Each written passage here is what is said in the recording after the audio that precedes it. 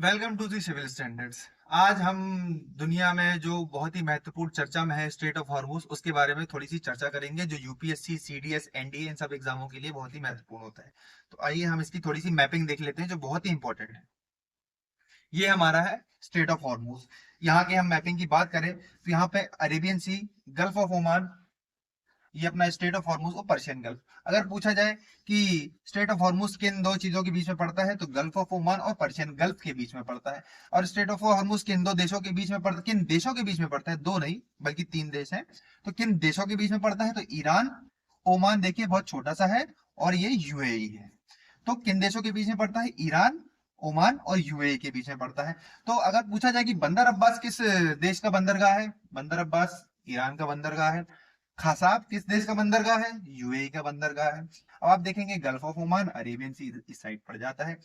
ये main route है of oil tanker. For example Saudi Arabia, कवाली, Iraq, Iran, UAE, Qatar to Asia, Europe, America, ये यहाँ से ही सारा तेल जाता है। वैश्विक तेल का निर्यात इसी स्टेट से होता है, इसीलिए ये बहुत चर्चा में बना हुआ है। हम थोड़ा सा और एक तुलनात्मक विश्लेषण कर लेते हैं थोड़ा सा, कि ये स्टेट ऑफ हॉर्मुज तो आप देख ही चुके हैं कि पर्शियन गल्फ और गल्फ ऑफ ओमान और ईरान, ओमान और यूएई के बीच में पड़ता है। दुनिया का ऑयल ट्रांजिट रूट है सबसे बड़ा।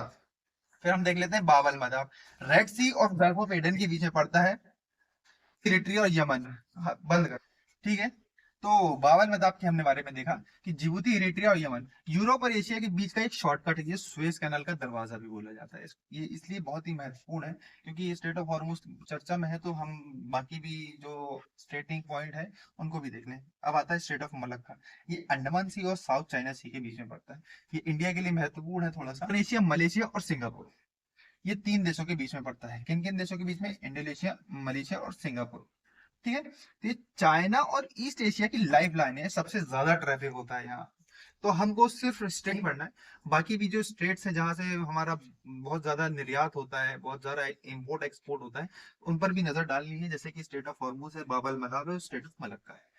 तो ऐसे ही बहुत ही हम वीडियोस लेके आएंगे। आप स्टे ट्यून्ड रहिए और चैनल को लाइक करिए, सब्सक्राइब करिए और शेयर करिए। Thank you.